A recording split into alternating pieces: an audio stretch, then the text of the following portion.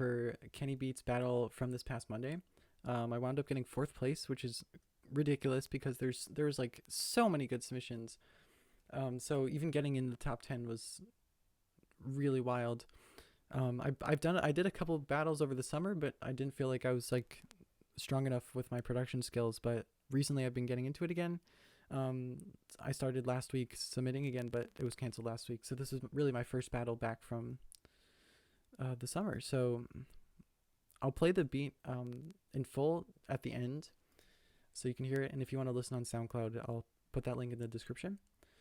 So I'll start with how I did the first section, basically just the order in which I did everything. So the first thing I did, because the sample is so dumb,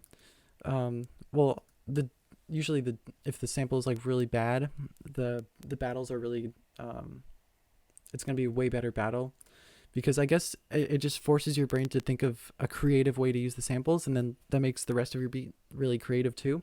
Like if it was just like some random synth that sounded nice, you could just put that in a beat and it would just be boring. But because you're forced to use all these really terrible textures, you have to like force everything to sound really good. So the first thing I did before even using the sample was I just wanted a place to start with. So I was listening, so I made this little groove.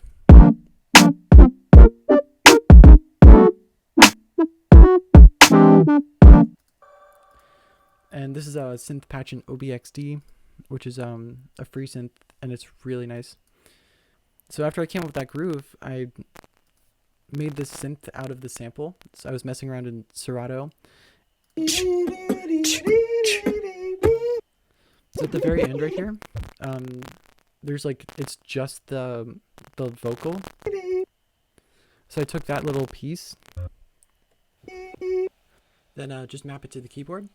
You can just play it. So after that, I put an auto filter on it.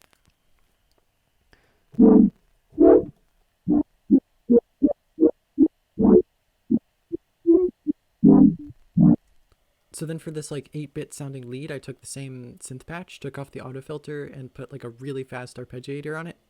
So, and without the arpeggiator, it just sounds like this.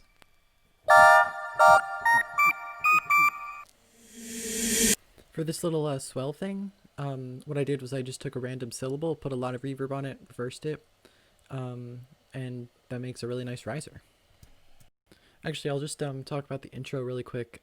So if you start your beat with like a 4-beat like count-in kind of thing, it's a really good way to get people's attention really quickly. It kind of just launches you right into the groove, and in this kind of battle, you want to be getting people's attention as quickly as possible so they don't skip your beat.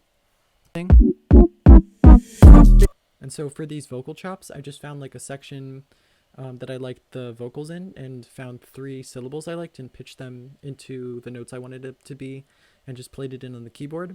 That 3 or 5 bitches trick me like I'm Uncle. So next I made a couple hi-hat loops out of the sounds from the beatboxing. So the first one was this, with a ton of processing on it, so without the processing. So there's like an OTT, some RC20 giving it some stereo width with the wobble. There's Shaper Box, Time Shaper, which is giving it that reverse at the end. And this is the other hi-hat loop. It was just a different syllable and pretty similar processing. So altogether, everything that was made out of the sample in the first section is everything in pink, and that sounds like this.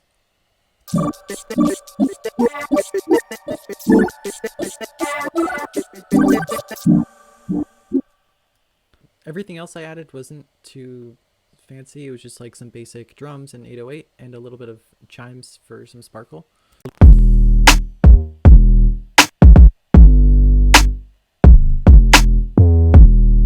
So I guess next is this Keyscape bell patch, which was just kind of a nice texture to add on top.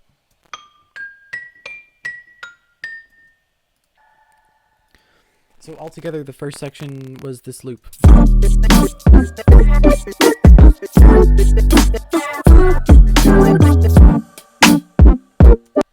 So for the switch up, I found this beatbox loop and I put it into my tempo and just looped it and built the whole section based off that.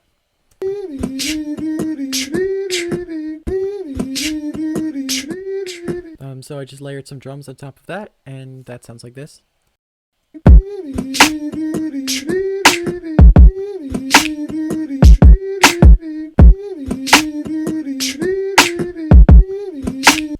So for hi-hats, I have I'm not a drummer, but I have a singular hi-hat in my bedroom.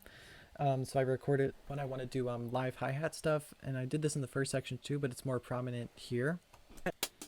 This was just one take. I barely touched it. Just some transient shaping. So then we just layer some more stuff on top of that. So first was the lead, which is the same patch as the chords from the beginning,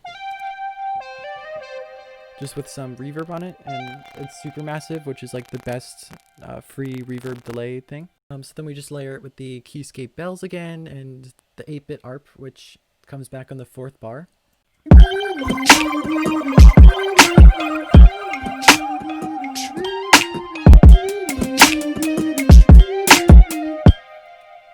For chords, I took the synth I made out of the sample and layered it with piano.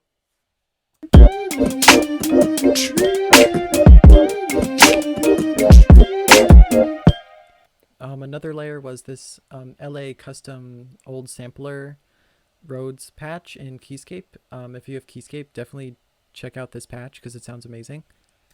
There's also some Time Shaper by Cable Guys that's giving it another layer that's twice as fast and up an octave, which gives it just some nice movement.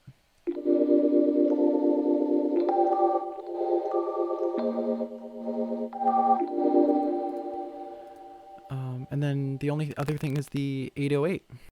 And I did some vocal chops pretty similarly to the first section, and so everything that was made out of the sample in this section sounds like this. So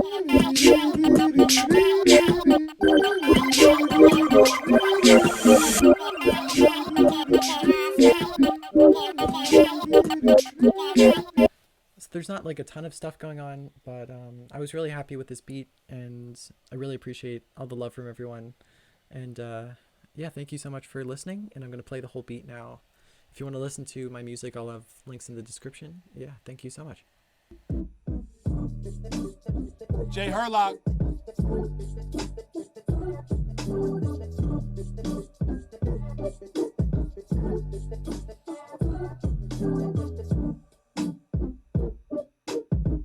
Whoa.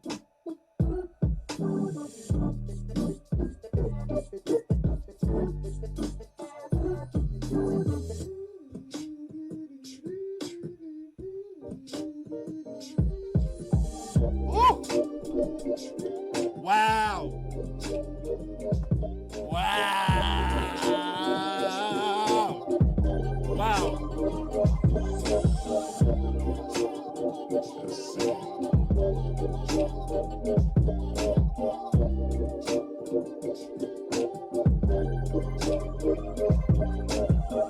Oh, Jay Herlock, you're serious. Serious chop, serious musicality, great sounds. Mix was cool, really good, Jay Herlock.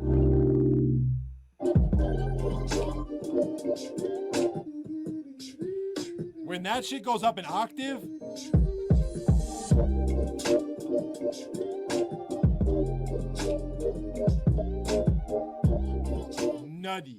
nutty.